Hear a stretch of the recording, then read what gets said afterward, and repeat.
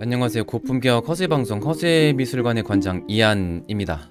자, 이번 시간에는 샤갈 전시에 맞춰서 갔다 오신 분도 계시고 갈 예정인 분들도 계시는데 샤갈에 대해서 알아보는 시간을 가져보겠습니다. 바모스.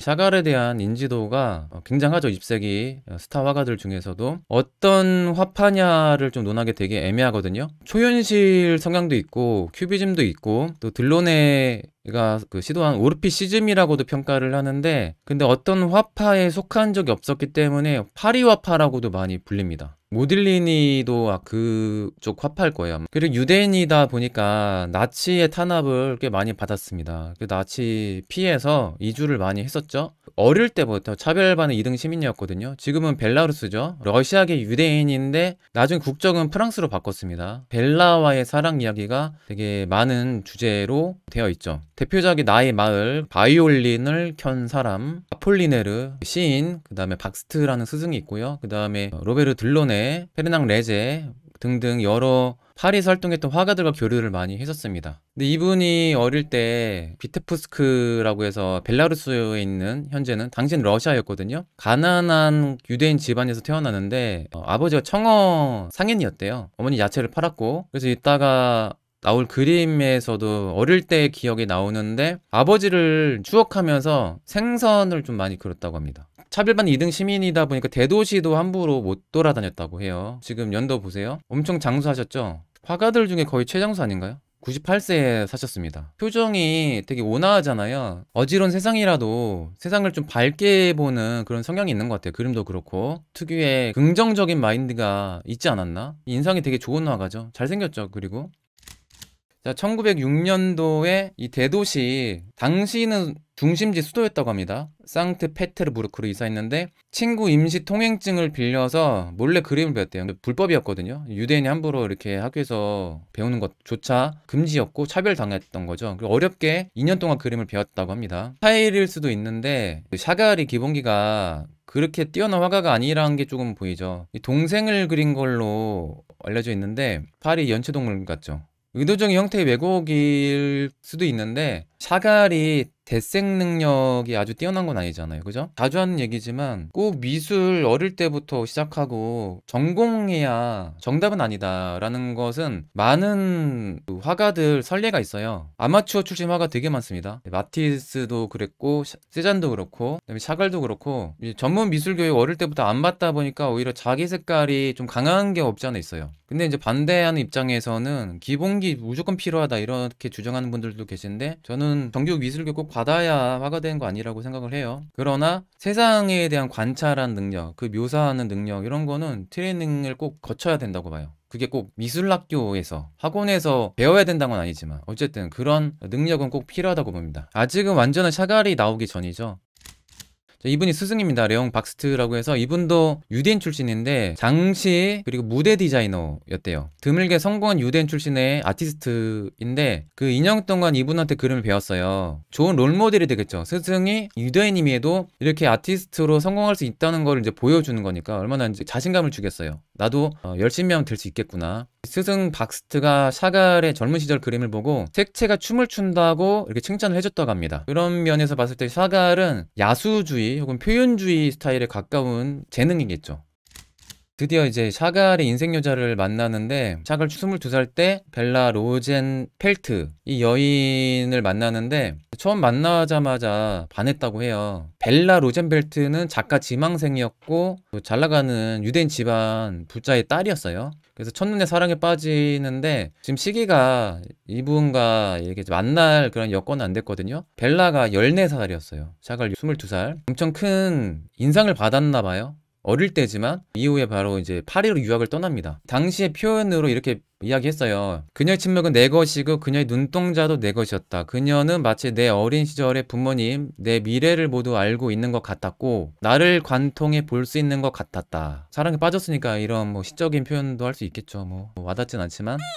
자, 그래서 파리로 유학을 갑니다. 그래서 여러 지인들을 만났는데 일단은 기욤 아폴리네르, 이분 뭐 거의 절친이죠. 인생 친구고, 상드라르 1912년도에 일명 라 리슈라고 해서 레제의 모딜리아니를 배출한 공동 작업실에서 같이 작업을 하면서 여러 아방가르드 예술인들과 활발한 교류를 해요. 그래서 당시 비슷한 시대에 활동했던 대표적인 화가가 피카소, 마티스가 있어요. 양대 산맥이. 그래서 여러 화파의 영향을 받는데 샤갈의 그림들 보면요, 피카소의 입체주의란 말 싫어하는데, 예, 큐비즘 스타일의 각진 스타일이 가끔 등장합니다. 알록달록 되게 센 컬러를 많이 사용하잖아요. 그런 색채로 봤을 때는 야수파의 영향을 또 받았을 수 있고 표현주의 영향일 수도 있고요. 근데 샤갈이 꼭 특정 화파 전시에 구석대에서 전시를 하지 않았거든요. 그래서 파리화파라고 많이 부르는 것 같아요. 화가들보다 오히려 시인들에게 영감을 더 많이 받았다고 합니다. 아폴리네르, 상드라르 등등.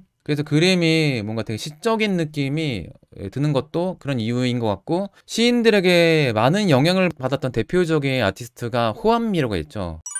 그래서 파리에서 활동했을 때의 대표작이 바로 이 명작 나의 마을이 있죠. 이 작품이 이제 한국 오면 바로 갔을 겁니다. 이 정도면 당연히 가줘야죠. 1911년도 작품인데 파리에 오니까 옛날 고향이 너무 그리운 거예요. 제가 유학할 때 한국이 그리웠듯이, 그러니까 유학한 사람들이 뭐 이런 향수가 있거든요. 어린 시절 비테프스크, 자신이 살았던 어릴 때의 마을을 추억하면서 이 작품을 그리죠. 살롱 당등 팡당전, 네, 출품했는데 되게 좋은 평가를 얻었다고 해요. 이렇게 면분할라는 스타일은 큐비즘, 그리고 이제 컬러가 조합된 큐비즘, 어떻게 보면 오르피시즘이라고 많이 부르거든요. 이게 시인 아폴리네르가 처음에 이제 만든 큐비즘 운동이라고 볼 수가 있어요. 큐비즘에서 약간 변형된 그런 스타일이죠. 컬러풀한 큐비즘이라고 볼 수가 있어요. 오르피시즘 혹은 오르피 큐비즘이라고 부르죠. 이 초록색 얼굴이 일종의 뭐 자화상이라는 이런 해석이 있긴 합니다. 지금부터 말씀드린 것은 꼭 정해진 정답이 아니에요. 이런 해석이 있을 수 있다, 이런 해석이 있다 정도까지만 소개해드린 겁니다. 제 생각도 아니고 해석 안 합니다. 그림 볼 때 보통은 여러분께는 이제 소개해드리는 게 또 목적이기도 하니까. 목에는 자세히 보면 그 십자가가 있죠. 십자가에 대해서 이따가 말씀드릴게요. 그 다음에 요 눈을 마주치는데 약간 선이 있죠, 선. 그래서 ICU 아바타 생각이 나지 않나요? 뭐 교감을 하고 있는 거죠.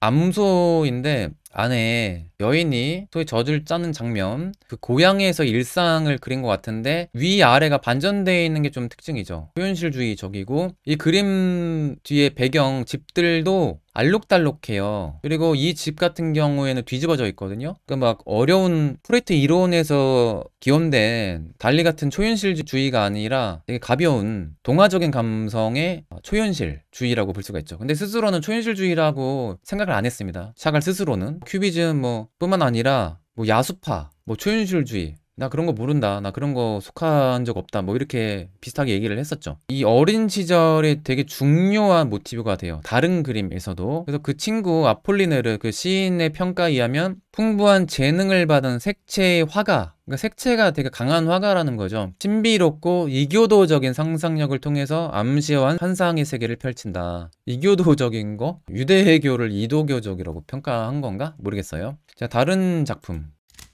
자, 요런 그림 보면 색채가 강한 이제 큐비즘 스타일이죠. 아담과 이브라는 작품. 누가 아담이고 누가 이브지? 근데 이거만 봐서는 큐비즘에 많은 영향을 받았다 스스로 인정해야 될 것 같은데 그렇지 않나요? 너무 큐비즘인데? 그리고 시인 자기 친구 아폴리네르를 그린 건가? 사람 얼굴 뒤집어 놓고 술꾼이었나 봐요. 이렇게 술병 걸어 놓고. 큐비즘 시도하는데 짜임새 있는 큐비즘 스타일은 아닌 것 같아요. 실험을 이 당시 되게 많이 했던 것 같습니다. 아폴리네르의 오마주, 오르피시즘 개념을 만든 게 시인이거든요. 그 친구 영향 받아서 이렇게 시도한 거죠. 큐비즘에서 변형된 이렇게 색채가 강한 오르피시즘, 오르피 큐비즘, 이런 스타일이죠. 되게 유명한 작품이죠. 창문을 통해 바라본 파리. 고양이인 것 같은데 고양이 얼굴을 사람처럼 그려놓고 뒤통수에도 얼굴 달려있고, 색깔은 되게 낭만적이고 이쁜데 은근 좀 섬뜩하지 않나요? 이런 거? 저는 좀 무섭던데 이런 거. 이 각진 느낌은 역시 오르피시즘 혹은 큐비즘의 스타일의 영향을 간접적으로 받았다는 것을 알 수가 있죠. 색채가 정말 좋죠. 많은 분들이 샤갈의 이런 색채 감각을 되게 좋아하는 것 같아요. 바이올린 켜는 사람 시리즈로 굉장히 많이 그립니다. 그러니까 샤갈도 재탕을 되게 많이 하는 화가예요. 비슷한 주제를 진짜 많이 그립니다. 진짜 다작하셨어요. 그래서 요거 바이올린 켠 사람도 얼굴 색깔 다른 것도 있고 아무튼 비슷한 그림 되게 많습니다. 전 세계에 다양하게 전시되어 있을 거예요. 근데 바이올린 켠 사람 요게 왜 자주 등장하냐면 유대인이다 보니까 유대인의 중요한 행사, 축제 뭐 이렇게 좀 안 좋은 날도 그렇고 장례식도 그렇고 바이올린 악사가 항상 등장을 한대요. 유대인들에게서 되게 중요한 그 역할을 합니다. 그래서 되게 그림에 자주 등장하는 거죠. 에펠탑의 신랑 신부, 아마 벨라와의 그 사랑을 암시하는 그림 같기도 하고, 천사가 들고 있는 요 촛대는 유대인들의 그 촛대 영향을 받지 않았을까. 촛대 모양 약간 그런 느낌이거든요. 결혼식 날 바이올린 켜거든요. 바이올린이 동물로 등장해. 바이올린과 인간과 동물과 합체를 해버렸네요. 이런 동화적인 감성. 요런 비슷한 그림 진짜 많죠. 그리고 자주 등장하는 닭. 그 닭도 진짜 많이 그립니다. 샤갈의 심볼과 같은 동물 중에 하나가 닭이에요. 다른 동물들도 많이 나오지만 특히 닭이 진짜 많이 등장합니다. 이게 또 하나의 자아라는 뭐 이런 주장도 있고.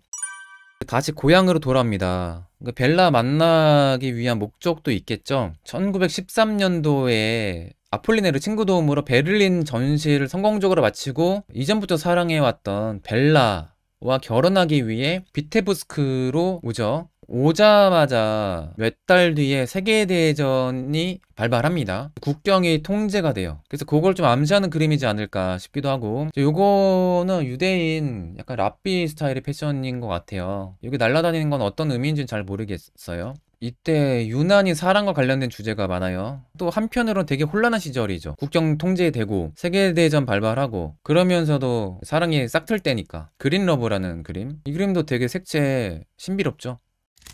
벨라 로젠벨트. 벨라 집안이 부유한 보석 상인 집안 딸이었거든요. 엘리트 교육을 받은 수제예요. 되게 똑똑한 여인인데 집안에서 반대를 합니다. 벨라 집안에서. 가난뱅이 화가잖아요. 파리에서 주목받았다고 하지만 아직도 성과가 미비하다고 그렇게 좋게 보지 않았나 봐요. 설득 끝에 겨우 결혼을 합니다. 1915년도에. 그래서 결혼하기 전의 그 장면인데 생일이란 작품, 샤갈의 생일인 것 같아요. 아무래도. 그래서 결혼하기 며칠 전에 벨라가 꽃다발을 들고 찾아왔대요. 그래서 그때 너무 표현하기 힘든 기쁨의 그 황홀감과 그 짜릿함, 그런 거를 표현했다고 보시면 돼요. 되게 또 초현실주의적으로 양팔이 생략되어 있고 연체동물처럼 이런 키스 어떻게 표현해야 되지? 이게 사람이란 불가능한 키스잖아요. 연체동물처럼 키스를 합니다. 표정이 이게 뭐야 하면서 눈 표정 보세요. 이거 좀 웃긴데? 얼마나 기뻤으면 이게 사실적으로 표현하기에는 그게 부족했나 봐요. 그 들뜬 마음을 표현할 방법이 없어서 불가능한 방식의 이런 키스하는 그림으로 표현한 것 같습니다.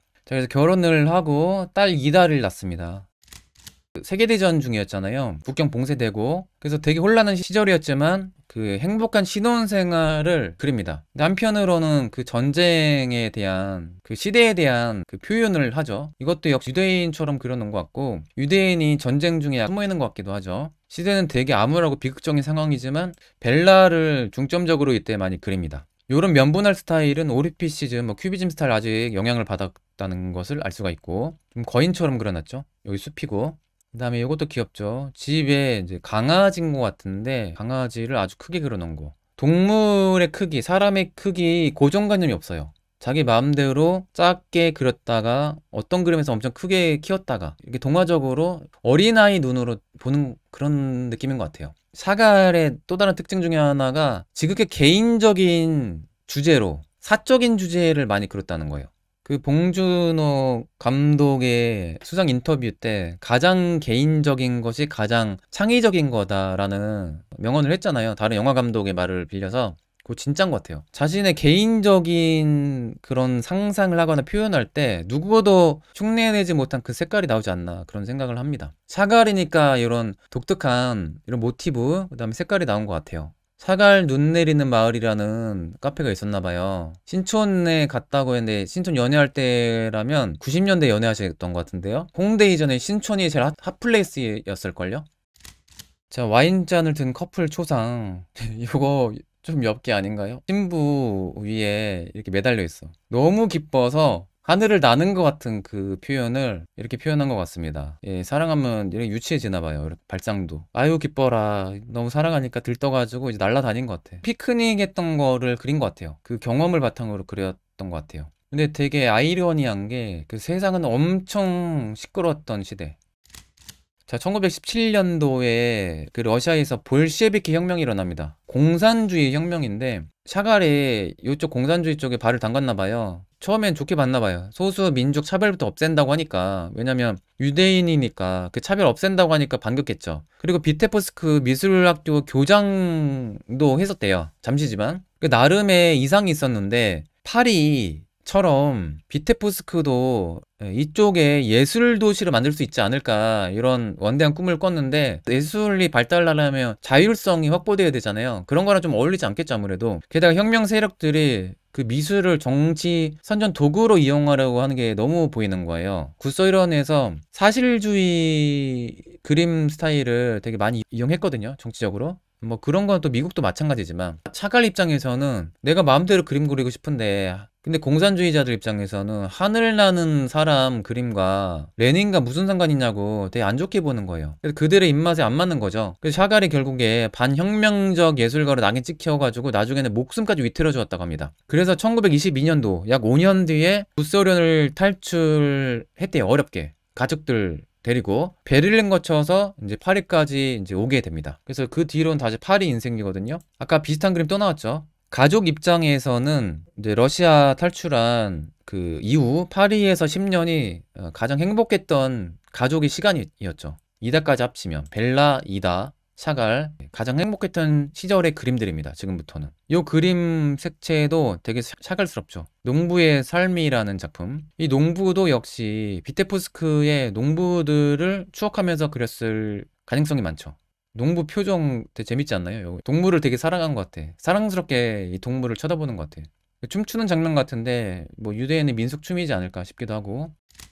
제가 되게 좋아하는 그림, 이 그림이 마드리드에 있거든요. 티센 보르네 미사 미술관. 이 여인 아무래도 벨라를 모티브로 그린 것 같고 껴안고 있는 거 보니까 이 샤갈을 그린 것 같아요. 닭으로. 아까 누가 그랬죠? 닭대가리라고?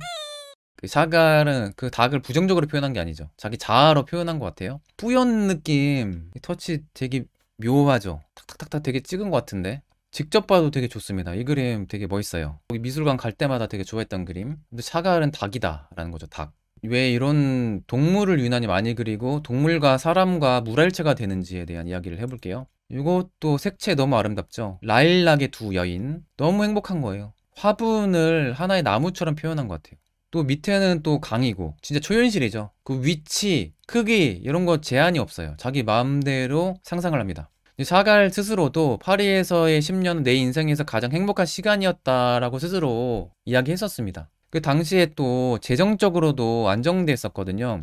미술상인 베른하임과의 계약 덕분에 재정적인 걱정이 사라졌거든요. 별장으로 이사를 하고 여름이면 남프랑스 여름 진짜 좋잖아요. 저는 안타깝게도 겨울에 갔지만 그 여름이면 또 남프랑스로 여행도 가고 제일 행복했던 시절 그게 그림에 딱 보이죠.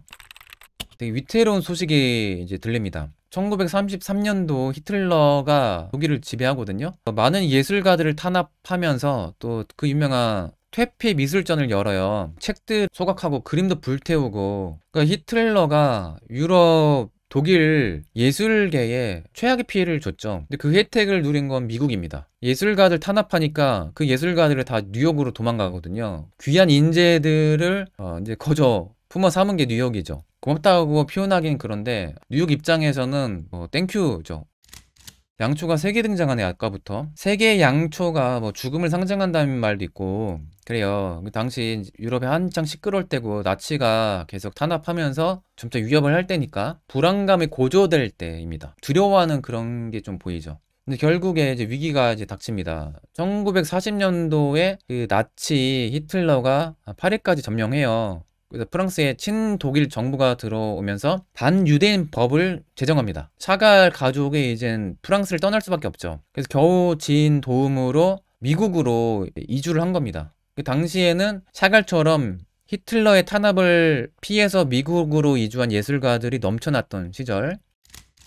파리에서 밑그림 그리다가 뉴욕 도착해서 완성한 걸로 알고 있어요. 4년 만에 완성했다고 합니다. 천사들도 많이 그렸네요. 뭔가 암시하는 그림이지 않을까? 이건 샤갈인가? 그건 모르겠는데 하늘로 이렇게 올려주는 듯한 느낌 들지 않나요? 왜냐면 곧 벨라가 죽잖아요.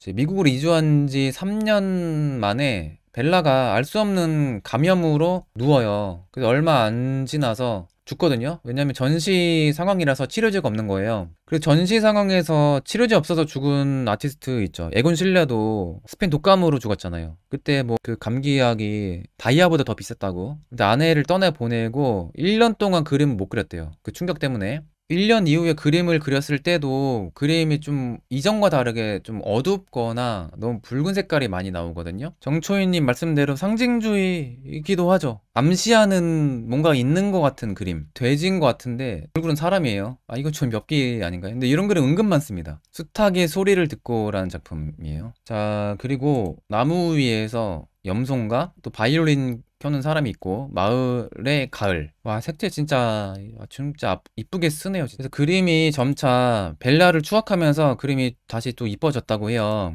근데 이 무렵에 버지니아 맥닐이란 여인을 만납니다. 딸 이다가 소개해줬대요. 딸이 은근 아버지 여친을 많이 소개시켜줍니다. 그래서 이분이 파리에서 미술 공부를 또 했대요. 지인 중에는 자코메티, 미로 같은 예술가도 알고 있었고, 둘이 이제 연인으로 이제 발전을 하는데 데이비드라는 또 아들을 낳았어요. 근데 결혼을 안 하고 7년 동안 이제 연애를 했다고 합니다. 자세한 이유는 알려져 있지 않지만 약 6년 뒤에 그 아들을 데리고 이제 샤갈을 떠난다고 합니다. 그 세계대전이 끝나고 프랑스 와서 활동을 하거든요. 1947년 세계대전 이후 역시 남녀의 사랑 이야기가 이제 전체적인 주제입니다. 계속 일관성 있게 30년도에 작품을 시작했어요. 그러다가 완성을 못하고 벨라가 되게 한창 안 좋을 무렵에 그렸다가 죽고 나서 그림을 못 그린 거예요. 그러다가 이후에 17년 뒤에 완성을 한 겁니다. 좀 의미가 있죠. 벨라를 추억하면서 그린 거예요. 이건 같은 주제는 계속 반복됩니다. 평생 결혼 주제는 계속 그립니다. 평생 동안. 그리고 스탠드 글라스 작업도 하시죠. 시카고 아트 인스티튜트. 이거 딱 봐도 샤갈샤갈 하죠. 이런 거 보면 마티스도 그런데 스탠드 글라스에서 화가의 느낌이 바로 들게 한다는 게 대단한 것 같아요.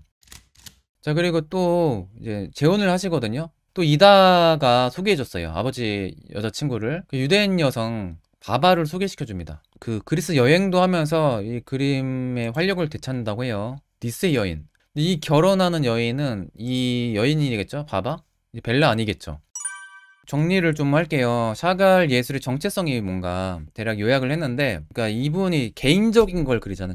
자신한테 예술 활동에 제약이 가더라도 솔직하게 그걸 다 드러내는 아티스트입니다. 그러니까 유대인이면 당시 차별받을 수밖에 없거든요. 그거를 부끄럼 없이 다 드러내는 예술가라는 거죠. 아까부터 말씀드렸지만 바이올린 켜는 사람이란 주제에 계속 등장을 하잖아요. 근데 좀 이 얼굴 색깔 보면 잔혹동화 사파로 딱 좋겠다라는 생각을 많이 하거든요. 이 사람이 거인인데 집에 올라가 있어요. 아까 말씀드렸다시피 바이올린 켜는 사람은 유대인의 생과 사이에 있어서 혹은 기쁜 날, 슬픈 날 반드시 등장하는 중요한 사람이라 그랬죠. 유대인이란 거를 직접적으로 보여주는 겁니다. 그리고 곳곳에 유대인 비슷한 사람들이 자주 등장해요. 그리고 여기 이 까만 무늬 있잖아요. 샤갈이 흑백의 줄무늬 옷을 자주 입었다고 하거든요. 당시 나치의 유대인 수용소에 유대인 죄수복이래요. 디자인이. 그래서 샤갈은 자신의 동조 유대인의 그 슬픔을 같이 한 거죠. 그래서 그 세계대전 중에 일어난 유대인 학살에 관련된 비극적인 주제로 간접적으로 그 슬픔을 함께 했다는 거죠. 동물이 자주 등장하고 동물 얼굴에 사람 얼굴이 있고 사람과 동물이 합체된 이상한 엽기적인 생명체도 나오고 이제 이런 것들이 유대인의 그 토속 신앙 하시디즘과 관련이 있다는 주장이 있습니다. 이게 인간과 사람의 조화로운 관계를 중요시하는 유대인 중에서도 동유럽에 퍼져 있는 그 종파였대요. 유대인 다 이런 걸 믿는다는 건 아니죠. 사람의 영혼이 수탉이나 암소처럼 동물의 육체와도 하나가 될 수 있다고 믿는 그런 성향이 있어요. 그래서 샤갈의 그림엔 다양한 동물들이 인간과 평화롭게 교감하고 있죠. 그래서 어떤 그림에는 사람과 동물이 합체된 이상한 사람인지 동물인지 알 수 없는 그림도 나오고 그런 거죠. 아무튼 그게 하시디즘 영향이 아니냐라는 주장이 있습니다. 그리고 닭이 유난히 많이 나오는데 또 닭이 당시 유대인의 속죄제, 정결 의식이 있대요. 신께 바치는 동물이라고 합니다. 더욱 자주 등장하지 않냐라는 이제 주장도 있어요. 그러니까 닭은 되게 중요한 모티브입니다. 샤갈이 있어서. 이런 거 많이 나오죠. 하여튼 악사인데 얼굴은 염소인지 소인지 알 수 없고 동물과 껴안고 있고 동물과 물화일체. 동물을 평소에 되게 사랑해서 그런 걸 수도 있고 혹은 하시디즘일 수도 있고 그거는 뭐 생각하기 나름이죠. 샤갈 작품에 중력이 없죠. 거꾸로 매달린 사람도 있고 이제 비테프스크에 대한 추억이 중요한 모티브입니다. 처음부터 끝까지. 이게 아까 이제 대표적으로 자기 고향 비테프스크에 대한 추억을 그린 대표작이고 중간중간에 그 자신의 어릴 적 마을일 것 같은 그런 분위기의 그림들, 어릴 적에 봤던 염소, 암소, 닭 또 나오네. 닭 꼬리에 얼굴이 있습니다. 이런 주제를 많이 그립니다. 이 두 분은 밤늦게 뭐 하는 건가? 보편성이에요. 샤갈 그림은 왜 이렇게 많은 사람들이 좋아할까를 봤을 때 그 주제들이 사랑, 평화, 평등, 인류 화합 같은 뭔가 보편적인 주제를 담아서 뭔가 공감을 얻지 않을까. 전쟁의 슬픔, 평화를 갈망하는 주제로 그림을 그리거든요. 이거는 사회적인 문제도 다뤘다는 거죠. 전 세계에서 그 충격적인 그 사건들, 그 인종 학살이 연상되죠. 이런 거는 전쟁이라는 주제. 물론 이건 이때는 전쟁이 끝났을 때지만 정말 힘들었던 시절, 인류의 그 대재앙이었죠. 이때가. 그 1, 2차 세계대전 그때의 그 비극적인 기억을 떠올리면서 그리지 않았나. 그건 유대인들의 슬픔, 지금 딱 봐도 피난 가는 거 같잖아요. 그죠? 나의 마을이라는 주제에서 이 십자가 목걸이가 있었죠. 여기도 십자가 교회, 러시아 정교회겠죠. 이거는. 근데 아시겠지만 유대교는 그리스도를 부정하는 종교입니다. 샤갈이 유대인임에도 십자가에 처형당하는 그리스도를 그렸어요. 다른 유대인들이 아마 안 좋아하는 주제일 거예요. 제 생각에는. 이게 좀 특이해 보이더라고요. 특히나 이제 중요한 게 뭐냐면 그 예수님도 어떻게 보면 유대인이잖아요. 여기에 보세요. 이 줄무늬, 까만 줄무늬. 유대인 수용소에 학살당하는 그 죄수복이라 그랬죠. 샤갈도 이 옷을 자주 입었다고 하고 그 학살당하는 그 유대인들을 연상시키게끔 상징하는 모티브로 그리스도를 그렸다는 게 되게 인상적이더라고요. 그래서 전체적으로 전쟁의 슬픔, 평화를 갈망한 주제로 많이 그렸다. 포용력 있죠. 다른 종교라도 유대인임에도 뭐 기독교까지 아우르는 이러기 쉽지 않거든요. 유대인 입장에서. 좀 다른 거죠. 보통 유대인과는 다르게. 가수라는 작품 색감이 너무 인상적이더라고요. 이걸 왜 가져왔냐면 전반적으로 누구나 공감하는 사랑이라는 주제를 초반부터 말년까지 계속 일관되게 그렸죠. 아마도 이 주제 때문에 아마도 많은 애호가들이 좋아하는 것 같아요. 색감도 아름답게 쓰고. 이게 샤갈의 전부가 아니다라는 걸 이제 보여드릴게요. 지금부터 샤갈 편견 깨기. 벨라 한 여인만 평생 사랑한 로맨티스트다라는 이미지가 있어요. 저도 그렇게 생각했거든요. 샤갈 그림 그 유명한 작품만 봤을 때. 근데 꼭 그렇지만 않다는 게 있어요. 일단은 이 벨라가 14살 중학생 때 처음 봤다고 하잖아요. 근데 보게 된 계기가 유대인 의사의 딸 테아라는 그 여인이 있었거든요. 샤갈이 자신의 여친 만나러 간 거예요, 원래. 근데 그 집에 이쁜 벨라 로젠벨트가 있는 거예요. 우연히 갔다가 벨라를 보고 한눈에 반한 거죠. 근데 나중에 자기 애인 빼앗긴 테아 있잖아요. 원래 샤갈의 여자친구. 그 벨라에게 큰 배신감 느꼈다고 합니다. 남자친구 뺏겼어요. 샤갈이 벨라에게는 좋은 남자일 수도 있지만 다른 여인에게는 나쁜 남자일 수 있다는 거죠. 이것뿐만 아니라 샤갈이 되게 순수한 순정남부 생각할 수도 있지만 벨라 부인 돌아가시고 버지니아 맥닐을 만날 때 근데 둘의 만남이 처음에 불륜으로 시작했습니다. 왜냐면 버지니아 맥닐이 결혼한 유부녀였거든요. 가족 파탄 난 거죠. 이혼하고. 그런데 또 결혼을 안 해요. 그래서 7년간 연애하고 근데 그런 게 있었다고 합니다. 뭐 확실한 거는 개인 문제니까 정확하게는 알 수 없지만 그림에서도 아까 느껴졌잖아요. 죽은 벨라를 계속 잊지 못하면 여자친구 입장에서 되게 서운할 수 있겠죠. 결국 이 샤갈을 떠났다고 하죠. 아들 데리고. 나쁜 남자 성향도 있네요. 그죠? 그 세 번째 여인 바바를 만났는데 이 딸이 또 소개시켜줬는데 이번에는 결혼하고 나니까 딸과 이 바바와 새엄마죠? 갈등이 되게 심했대요. 그래서 한번 또 이혼하고 다시 재혼했다고 합니다. 부부 갈등도 꽤나 심했었다라는 거죠. 피카소는 비교하면 안 되죠. 샤갈의 이미지가 이렇게 좋은 거는 피카소, 마네, 또 고갱 등등 수많은 그 못된 남자, 나쁜 남자들이 있었기 때문에 상대적으로 착해 보이는 겁니다. 그들 덕분에 이미지가 아주 이제 순수해 보이는 거죠. 자, 그리고 또 하나의 편견. 샤갈은 낭만적인 그림만 그린다. 이런 편견이 있는데, 아까 대략 항상 그렇지만 않다는 거를 좀 이미 보여드렸죠. 예, 좀 약간 엽기적인 그림도 많습니다. 딱 잔혹동화. 이게 좀 무섭죠? 얼굴 각지고 마녀처럼 보이기도 하고, 악마처럼 보이기도 하고, 머리가 잘렸어요. 무섭죠? 혹은 얼굴이 뒤집어져 있어요. 무섭게, 엽기적으로. 그러니까 어떤 그림은 아이들이 보면 좀 섬뜩한 불건전한 그림도 있어요. 잔인해서 제가 봤을 때는 뭐 아무리 하시디즘이지 뭔지 모르겠지만 이게 다리는 하나인데 사람 몸이 두 개인 엽기적인 그림도 그렸다는 거죠. 이건 좀 별로야. 손가락이 너무 많아요? 손가락 진짜 그러네. 엽기네요. 와, 관찰력. 손가락 왜 이렇게 많이 그렸을까? 상상의 한계가 없죠, 이분은. 목을 잘라놨어. 너 무서워. 아까 여기 이 그림을 여기 안에 재탕한 것 같죠. 요거 그리는 자화상을 그렸나 보다. 목이 분리됐다 합쳐지는 걸로 상상을 했나 보다. 자유롭게. 마냥 사랑, 낭만적인 이쁜 그림만 그린 게 아니다라는 거는 곳곳에 보입니다. 좀 시사적인 무거운 주제의 그림도 많이 그렸다는 거죠. 전체적으로는 사랑이 주가 되는 그림이죠. 추억과 사랑. 이런 말씀 하셨습니다. 예술에도 삶에도 진정한 의미를 부여하는 색깔은 오직 하나이다. 그건 사랑의 색깔이다. 이런 표현 때문에 샤갈라면 아름다운 색깔로 사랑을 그린 화가다. 이런 이미지가 아주 강하지만 워낙 다작을 하다 보니까 일부 아닌 그림들도 많다는 거죠. 아무튼 이 정도까지 할게요. 자, 그럼 이 정도까지 하고 인사드릴게요. 끝까지 방송을 잘 들어주셔서 감사합니다. 저는 허세미술관의 이한이었습니다. 감사합니다. 아스타루에고 부에나스 노체스.